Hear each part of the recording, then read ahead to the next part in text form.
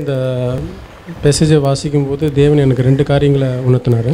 और जो ये वचनों को मैंने पढ़ा था तो परमेश्वर ने दो बातें मेरे मन में लाई.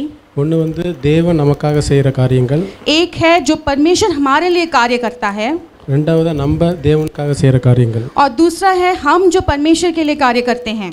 ஸோ முதலாவது வந்து தேவன் நமக்கு என்ன காரியங்கள் செய்கிறாருன்றதை கொஞ்சம் பார்க்கலாம். तो पहली बात हम देखें कि परमेश्वर हमारे लिए क्या कार्य करता है. ஸோ அப்போஸ்தலர் 5:32 और प्रेरितों के काम उसके 5वें अध्याय Acts chapter 5:32 और वचन 32.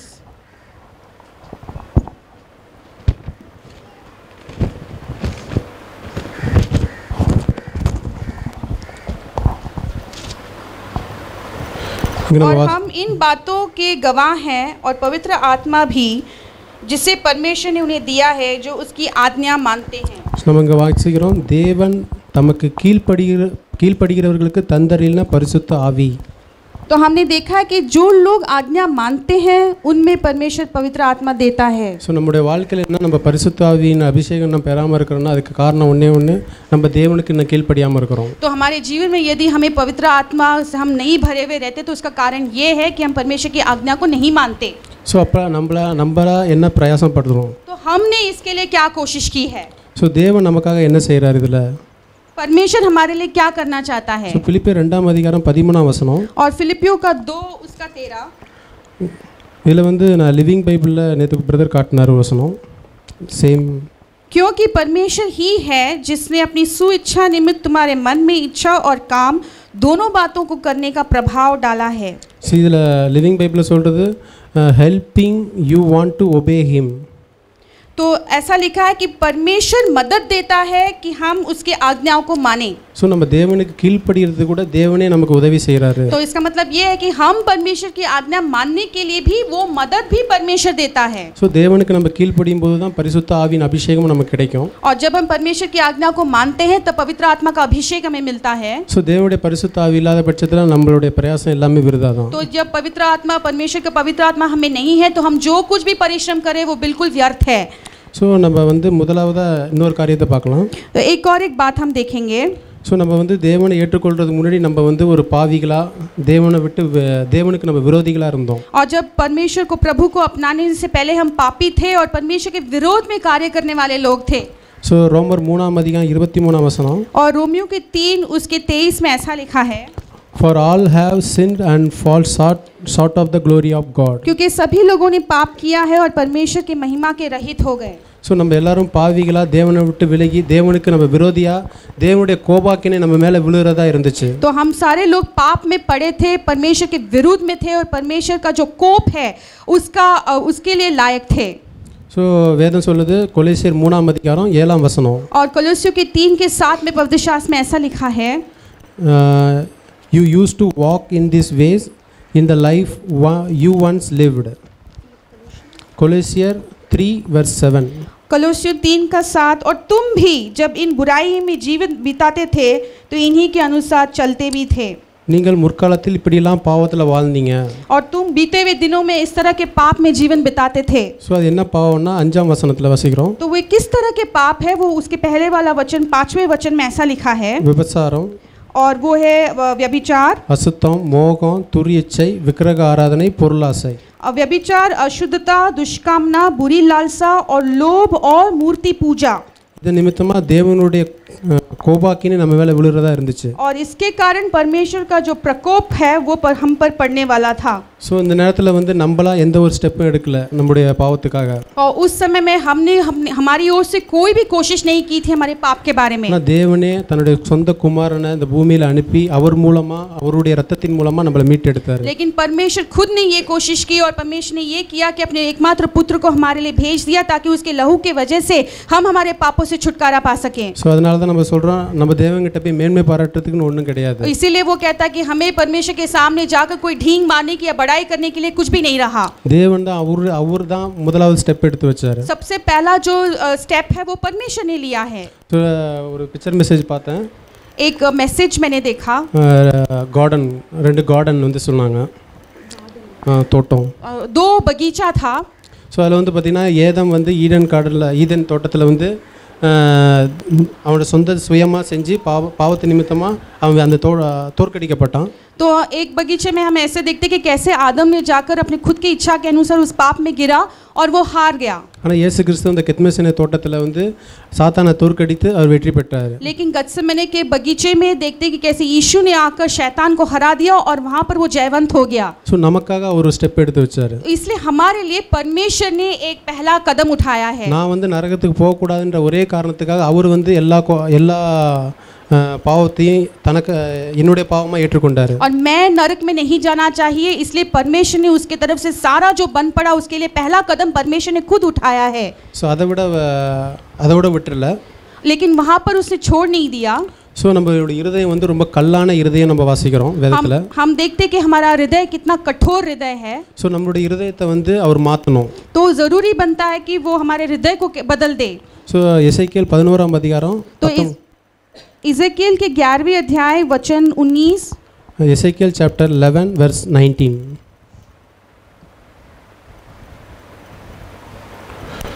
ஸோ இதில் வந்து தமிழில் வந்து கிளியராக போட்டிருக்கு, அவர்கள் என் கட்டளைகளின்படி நடந்து என் நியாயங்களை கைக்கொண்டு அவைகளின்படி செய்ய நான் அவர்களுக்கு ஏக இருதயத்தை தருவேன்.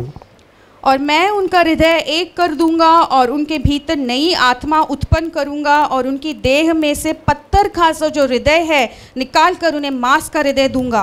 ஸோ தேவனுடைய கட்டளையின்படி வாழ அவரே அது ஏற்ற ஒரு இருதயத்தை நமக்கு தருவேன் அப்படின்றாரு. तो परमेश्वर की आज्ञा के अनुसार जीने के लिए जो जिस तरह का हृदय का जरूरत है वो मांस का हृदय परमेश्वर खुद हमें वो डाल देगा. அவர்கள் உள்ளத்தில் புதிய ஆவியை கொடுத்து கல்லான இருதயத்தை அவர்கள் மாம்சத்திலிருந்து எடுத்து போட்டு சதையான இருதயத்தை அவர்களுக்கு கொடுப்பேன். और उनकी देह में से पत्थर का जो हृदय निकाल कर उन्हें मांस का हृदय दूंगा. ஸோ அவர்கள் என் ஜனமாய் இருப்பார். அடுத்த வசனம், அவர்கள் என் ஜனமாய் இருப்பார்கள், நான் அவர்கள் தேவனாய் இருப்பேன். और आगे उस वचन में लिखा है कि वो मेरी प्रजा होगी और मैं उनका परमेश्वर ठहरूंगा. ஸோ இதில் வந்து நம்முடைய காரியம்னு சொன்னதுக்கு ஒன்றுமே கிடையாது. तो इन सारे बातों में हमारे खुद का जो कोशिश है या श्रेय या महानता बताने की कोई हमें लायक नहीं है. தேவனே எல்லா காரியங்களும் நமக்கு செய்கிறாரு. सारे बातों को परमेश्वर खुद हमारे लिए करता है. நம்ம கீழ்ப்படிறதுக்கு ஏற்ற இருதயத்தை கொடுக்கிறாரு. हमारे आज्ञा मानने के लिए जिस तरह का हृदय होना चाहिए वो हृदय भी खुद परमेश्वर देता है. ஸோ நம்முடைய கல்லான இருதயத்தை எடுத்து போட்டு சதையான இருதயத்தை கொடுக்கிறாரு. हमारा जो पत्थर का सा जो हृदय है उसे निकाल कर अंदर मांस का हृदय परमेश्वर देता है. இதுக்கு மேலவா பரிசுத்த ஆவியை நமக்கு கொடுக்கிறாரு. और इससे बढ़कर उसने हमें पवित्र आत्मा दिया है. ஸோ அந்த ரோமர் 5ஆம் அதிகாரம் 1ஆம் வசனம். और रोमन्स के 5 के 1 में ऐसा लिखा है.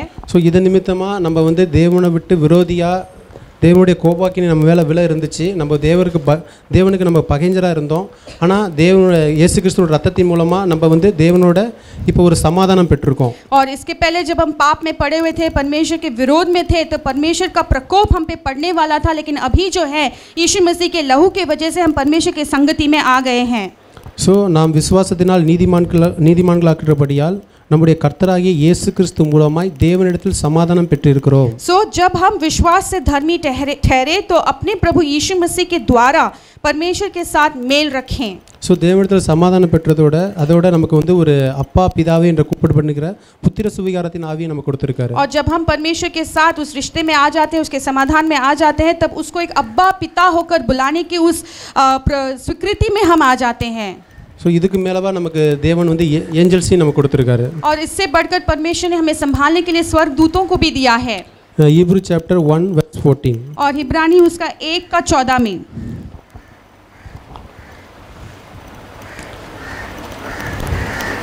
Hebrew chapter 1 verse 14.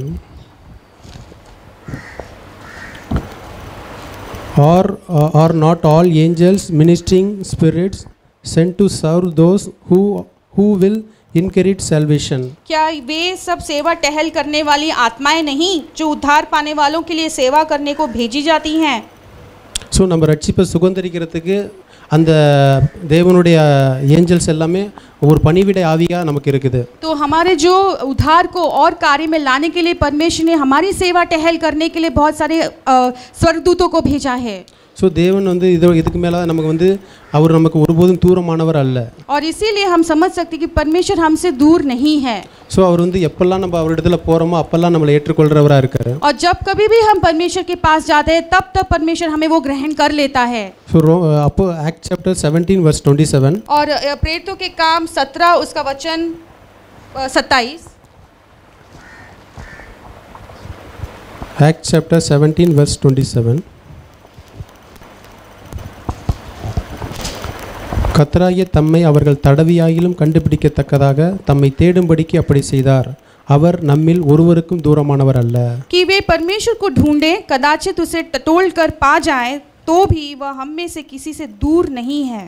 ஸோ இவ்வளவா நம்ம தேவன் ஒவ்வொரு காரியங்களும் நமக்காக செய்கிறாரு. तो इतना सब कुछ हम में से हर एक के लिए परमेश्वर कितना कुछ करता है. ஸோ நம்மகிட்ட எதிர்பார்க்கறதெல்லாம் ஒரு கீழ்ப்படிதல் நம்மகிட்ட இருந்து எதிர்பார்க்கறாங்க, இதுலயும் தெரியுது. और हमको ये बात सारे वचनों से हमें समझ आता है कि परमेश्वर हमसे ये अपेक्षा रखता है कि हम उसकी आज्ञाओं को माने. ஸோ நம்ம தேவனுக்காக நம்ம என்ன பண்ண போறோம்? तो हम परमेश्वर के लिए क्या करना चाहिए? ஸோ தேவன் எதிர்பார்க்கறது வந்து நம்மளுடைய ரட்சிப்புக்காக நம்ம பிரயாசப்படணும்னு சொல்றாரு. और परमेश्वर ये अपेक्षा रखता है कि हमारे उद्धार को कार्य में लाते रहने के लिए हमें लगातार उसकी आज्ञा को मानते रहना है. உன்னுடைய சொந்த ரட்சிப்புக்காக, மத்தவங்களுடைய இல்ல, உன்னுடைய சொந்த ரட்சிப்புக்காக நீ பிரயாசப்படுன்ற. तुम्हारे खुद के उद्धार के लिए, दूसरों के उद्धार के लिए नहीं, लेकिन खुद के उद्धार के लिए तुम्हें उद्धार को कार्य में लाते रहना है. ஸோ தேவன் எவ்வளவா ஒரு ஒரு உள்ளுக்குள்ள வந்து ஒரு ஏக்கத்தோட ஒரு வசனம் சொல்றாரு. Hebrew chapter 2 verse 4. और इब्रानी उसके 2 में 4 में परमेश्वर बहुत ही दिल की गहराई से ऐसे वो पुकार लगाता है. Hebrew chapter 2 verse 4. और इब्रानी उसका 2 का 4.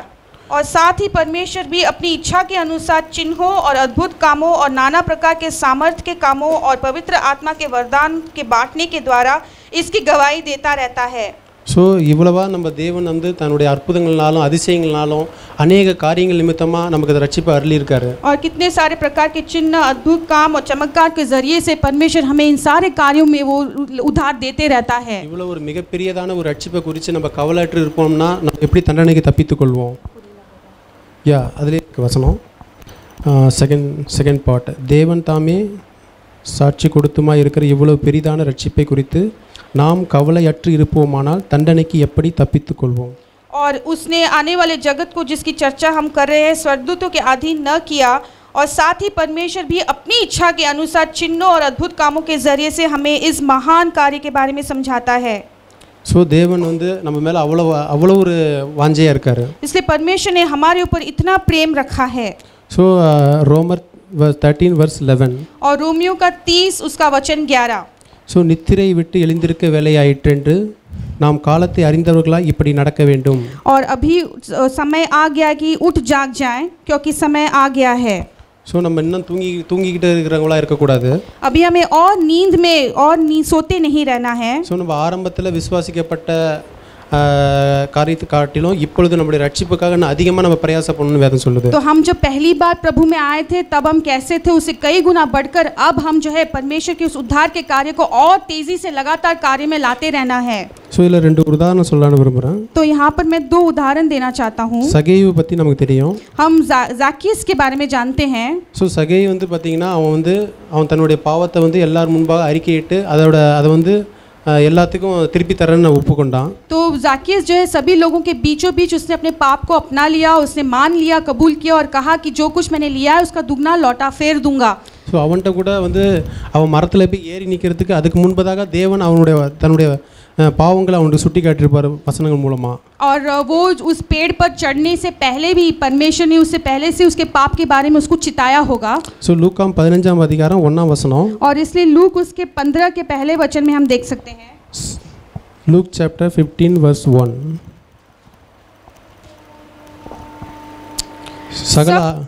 सब चुंगी लेने वाले और पापी उसके पास आया करते थे ताकि उसकी सुने.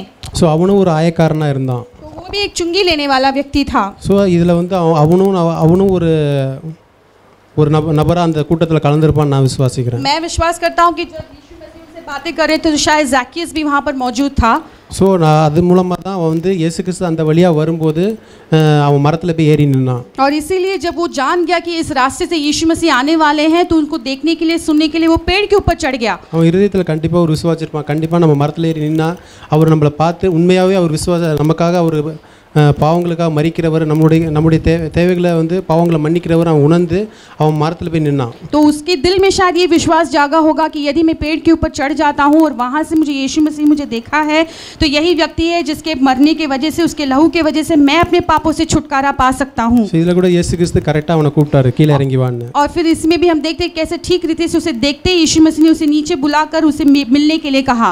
ஸோ அவன் இயேசு கிறிஸ்து கூப்பிட்ட உடனே அவன் வந்து தன்னுடைய பாவத்தை உணர்ந்து எல்லாரும் முன்பாக முன்பாக அறிக்கையிட்டு அதை வந்து செட்ரேட் பண்ணுறேன்னு கூட ஒப்புக்கொண்டான். और जैसे ही यीशु मसीह ने उस ज़ाकियस को बुलाया था, झट से वो नीचे उतर आकर सभी लोगों के बीच में अपने पाप को कबूल किया और उसको कैसे सुधारना है उसके बारे में भी उसने जानकारी दी. ஸோ இங்கே தேவனுடைய காரியங்கள் வந்து ஒரு விதமாக இருக்குது, இங்கே மனுஷனுடைய காரியங்களும் இருக்குது. तो एक परमेश्वर का करने वाला जो कार्य है वो एक तरफ होता है और मनुष्य के ओर से होने वाला कार्य वो एक तरफ होता है. ஸோ கடைசியாக சொல்கிறாரு लूक चैप्टर 19 वर्स 9. और लूका उसका 19 वचन 9. Jesus said to him, "Today salvation has come to this house because this man too is a son of Abraham." तब यीशु ने उससे कहा, आज इस घर में उद्धार आया है इसलिए कि वह भी इब्राहिम का एक पुत्र है. ஏன் அப்படி son of Abraham சொன்னாரு? क्यों अब्राहम का पुत्र, ऐसा क्यों कहा? அவங்ககிட்ட பொருளாசை இல்லை. क्योंकि उसके पास धन दौलत की दिलचस्पी नहीं थी. ஸோ ஆபிரகாம் கூட பொருளாசை இல்லாமல் அந்த சோதம் ராஜாவிட்டேருந்து அவங்கள லோத்தை மீட்டுட்டு வரும்போது அவங்களுக்காக தனக்காக எதுவுமே பொருள் எடுத்துக்கலாமே. और अब्राहम को भी हम देखेंगे जैसे उसने लोट को छुड़ाकर सदोम राजा के पास जब जाता है तो उनके पास धन दौलत की कोई आशा नहीं रखता, तो वही आत्मा जो है ज़ाकियस में भी है. ஸோ அதே மாதிரி தான் அந்த ஒரு வார்த்தையை தான் இயேசு கிறிஸ்து குறிப்பிட்டு சொல்கிறாரு, நீ பொருளாசை இல்லாமல் உன்னுடைய காரியங்கள் எல்லாவற்றையும் நீ வந்து செட்ரேட் பண்ணதுனால இந்த வீட்டுக்கு ரட்சிப்பு வந்ததுன்னு சொன்னார். तो इस बात को सही रीति से समझने के बाद यीशु मसीह ने कहा कि तू भी अब्राहम के समान ही है, जिसके पास दिल में धन दौलत के लिए कोई आशा या दिलचस्पी नहीं है, और तूने जो प्रयास किया है इसके वजह से आज इस घर में जो है उद्धार आ गया है. ஸோ தேவன் வந்து அந்த இடத்துல எல்லாரும் முன்பாக அவனை வந்து மெச்சிக்கொள்கிறாரு. तो यहाँ पर हम देखते हैं कि परमेश्वर कैसे सबके सामने उसके एक उदाहरण के रूप में उसे बातें करते हैं. ஸோ கடைசியாக நம்ம வந்து இதோட மெயின் தீம் என்னென்னா நம்ம வந்து முறுமுறுக்காமல் குறை சொல்லாமல் ஒரு வாழ்க்கை வாழணும் அப்படின்னு தேவன் விரும்புகிறாரு. और एक बात जो परमेश्वर मुख्य रूप से सभी लोगों से चाहता है कि हम ऐसा एक जीवन बिताएं जहाँ पे कोई कुड़कुड़ाना नहीं हो, कोई भगजक या गपशप करने वाली बातें नहीं हो. ஸோ இந்த காரியத்தில் வந்து மரியாதை பற்றி நான் கொஞ்சம் தியானிச்சுக்கிட்டு இருந்தேன். तो इस विषय में मैं मरियम के बारे में ध्यान कर रहा था. ஸோ வந்து பரிசுத்த ஆவியானவர் வந்து ஏஞ்சல்ஸ் வந்து அவங்ககிட்ட வந்து பேசுகிறாங்க. तो स्वर्गदूत है जो उनसे बातें कर रहा है. ஸோ அது வரைக்கும் அவங்களுக்கு மேரேஜ் ஆகலை. तब तक उनका शादी नहीं हुआ था. ஸோ அவங்க வந்து 3 காரியங்களை குறித்து கவலைப்பட்டிருந்தாருன்னா கண்டிப்பாக அந்த காரியத்துக்கு ஒத்துக்கிட்டு இருக்க மாட்டா. तो वो 3 विषयों के ऊपर वो लगातार बहुत चिंता कर रही थी और उसके वजह से उसका ध्यान भटक गया था. 38 वचनத்தில் வாசிக்கிறோம். Look 1 verse 38. और लूक उसका पहला अध्याय वचन 38. I am the Lord's servant. Mary answered, may your word to be fulfilled. Then the angel left her. Maryam ने कहा, देख मैं प्रभु की दासी हूँ, मुझे तेरे वचन के अनुसार हो. तब स्वर्गदूत उसके पास से चला गया. ஸோ தமிழில் வந்து நான் அடிமை அப்படின்னு போட்டிருக்கு. तो ऐसा तमिल में दिया है कि मैं दासी हूँ. ஸோ அவள் வந்து தன்னை அடிமையாக தேவனுக்கு முழுவதுமாக தன்னை அர்ப்பணிச்சா.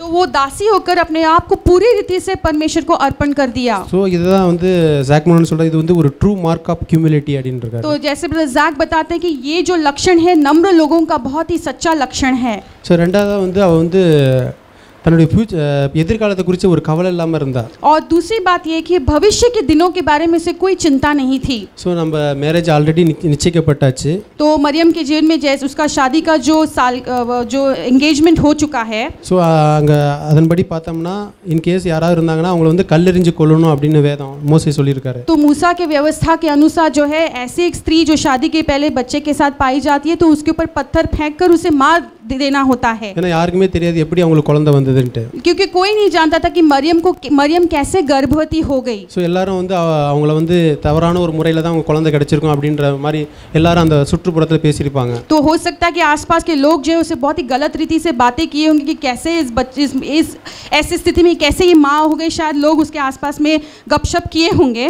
அவங்க எதை குறிச்சும் கவலைப்படல. लेकिन उसने इन सारे बातों को रखकर उसको कोई चिंता नहीं हुआ. ஏன்னா நான் முழுவதுமாக என்னை தாழ்த்துறேன், நான் ஒரு தேவனுக்கு அடிமையாக தன்னை ஒப்பு கொடுத்தா. क्योंकि वो अपने आप को पूरी तरह से नम्र कर दी थी और उसने कहा कि मैं परमेश्वर की दासी हूँ, अपने आप को पूरी तरह से परमेश्वर को अर्पण करती हूँ. அப்படியே எதிர்காலத்தை குறித்து ஒரு கவலை இல்லாமல் முழுக்க தேவனையே நம்பி வாழ்ந்தார். और इसलिए भविष्य के दिनों के बारे में बिना कोई चिंता के अपने आप परमेश्वर के पूरी तरह से भरोसा रखते हुए उसने जीवन बिताया.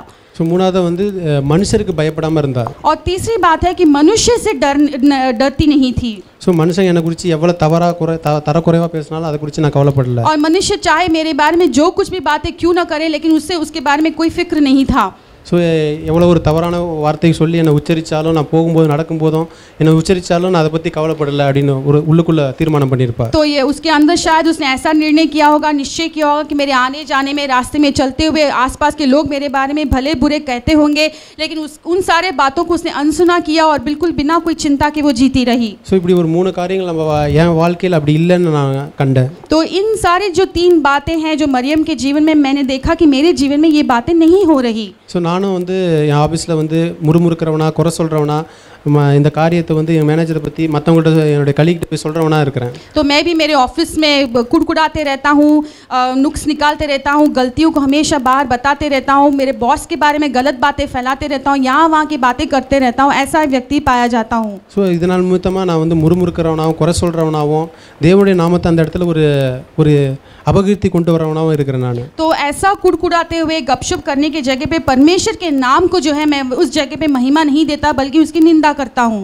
ஸோ தேவன் வந்து நீ வந்து இன்னும் தாழ்மையாக இல்லை, நீ இந்த மரியாதை போல உங்ககிட்ட உள்ளுக்குள்ளே ஒரு தாழ்மை இல்லை அப்படின்னு தேவன் எனக்கு சுட்டி காட்டினார். तो परमेश्वर ने मुझे स्पष्टता से बताया कि मरियम में कैसी नम्रता थी, उस तरह की नम्रता तुझ में नहीं है. ஸோ அதோட மரியாதை வந்து பார்த்திங்கன்னா அந்த குடிமதிப்பு எழுதுறதுக்காக அந்த குழந்தை பிறக்க நேரத்தில் அவ்வளோ தூரம் நடந்து போனாங்க. और मरियम भी हम देखते कि जैसे बच्चे का नाम उसमें लिखने के लिए, सरकार के पुस्तक में लिखने के लिए उतने लंबे रास्ते में वो सफ़र करके चली गई. ஸோ அந்த நேரம் கூட அவங்க வந்து முறுமுறுக்கல. उस समय भी उसने कुड़कुड़ाया नहीं. அதே நேரத்தில் குழந்தை வந்து ஒரு மாட்டு தொழுவத்தில் பிறந்துச்சு. அவங்க சத்திரத்தில் இடம் இல்லாதனால ஒரு மாட்டு தொழுவத்தில் போய் குழந்தை பிறந்துச்சு. और उनको कहीं पे भी रहने के लिए जगह नहीं मिला, इसके लिए उनको एक चरनी में, जहाँ पे गाय बैल सब सारे भेड़ बकरी थे, उसके चरनी में जाकर बच्चे को जन्म दिया. फिर भी उसने कभी कुड़कुड़ाया नहीं. அந்த நேரத்தில் கூட அவங்க முறுமுறுக்கல. और फिर भी उसने कुड़कुड़ाया नहीं. ஏன்னா அவங்க முழுக்க தாழ்மையா இருந்தாங்க. क्योंकि वो पूरी तरह से अपने आप को नम्र करी हुई थी. தேவனை முழுக்க சார்ந்து வாழ்ந்தாங்க. हाँ, पूरी तरह से परमेश्वर के ऊपर निर्भर करते हुए वो जीवन बिता रही थी. ஸோ நானும் அப்படி ஒரு வாழ்க்கை வாழணும்னு விரும்புகிறேன். मैं भी इस तरह का एक जीवन बिताने के लिए चाहता हूँ. ஸோ தேவன் தான் ஒவ்வொருவருக்கும் அந்த ஒரு கிருபையை அளிப்பார் நான் நம்பிக்கை இருக்கேன். और मैं विश्वास करता हूँ कि परमेश्वर हमें से हर एक व्यक्ति को ऐसा एक जीवन बिताने के लिए मदद करेगा. எனக்கு அளிப்பார் நம்பிக்கை இருக்கேன். और परमेश्वर मुझे भी मदद करेगा, इसलिए मैं विश्वास करता हूँ. आमीन.